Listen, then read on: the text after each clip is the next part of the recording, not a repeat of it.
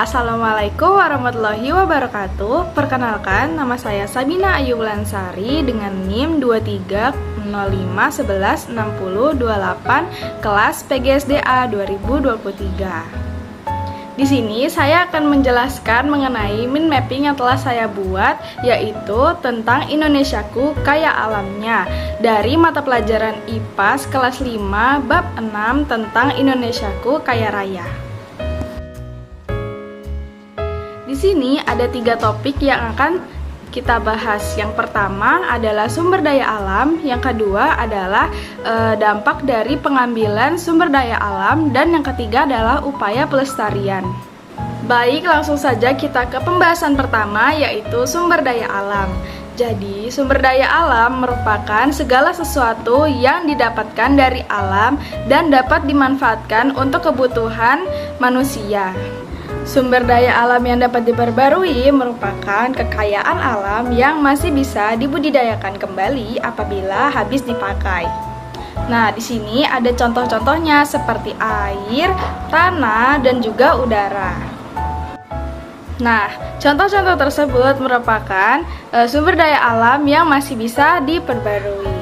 Setelah itu, kemudian ada sumber daya alam yang tidak dapat diperbarui. Jadi, sumber daya alam yang tidak dapat diperbarui ini merupakan kekayaan alam yang tidak bisa dibudidayakan dan akan habis jika digunakan terus-menerus. Contohnya seperti besi, perak, emas, aluminium, tembaga, timah, gas alam, dan minyak bumi. Lanjut ke pembahasan yang kedua, yaitu dampak pengambilan sumber daya alam. Jadi, ada beberapa dampak dari pengambilan sumber daya alam ini. Yang pertama yaitu hutan gundul. Nah, hutan gundul ini akan menyebabkan banjir, tanah longsor, dan kekeringan. Yang kedua, rusaknya hutan bakau yang menyebabkan erosi pantai. Lalu yang ketiga ada lingkungan yang rusak akibat pertambangan. Hal ini akan menyebabkan kerusakan hutan di daerah tambang, pencemaran udara akibat debu dan asap, dan pencemaran air dan tanah akibat limbah buangan tambang. Dan yang keempat yaitu terancamnya populasi jenis hewan dan tumbuhan. Hal ini akan menyebabkan ikan hiu banyak diburu, orang hutan terancam punah, dan tanaman cendana hampir punah. Pembahasan selanjutnya yaitu upaya pelestarian. Jadi, ada beberapa upaya pelestarian yang dapat dilakukan untuk mengatasi dampak dari pengambilan sumber daya alam tersebut. Untuk hutan gundul, upaya pelestarian yang dapat dilakukan yang pertama yaitu reboisasi atau penanaman kembali, penanaman hutan kembali. Lalu yang kedua, meningkatkan pengawasan oleh polisi hutan, dan yang ketiga, menegakkan hukum tegak untuk pelanggaran undang-undang kehutanan. Lalu untuk rusaknya hutan bakau, upaya pelestarian yang dapat dilakukan yaitu reboisasi hutan atau penanaman hutan bakau kembali dan membersihkan hutan bakau dari sampah dan limbah.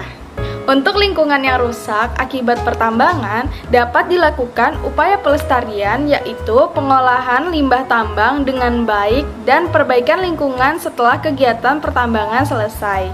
Dan yang terakhir yaitu terancamnya populasi jenis hewan dan tumbuhan. Upaya pelestarian yang dapat dilakukan yaitu menjaga habitat para hewan, menghentikan perburuan liar, serta upaya penanaman kembali dan budidaya bagi tumbuhan atau hewan.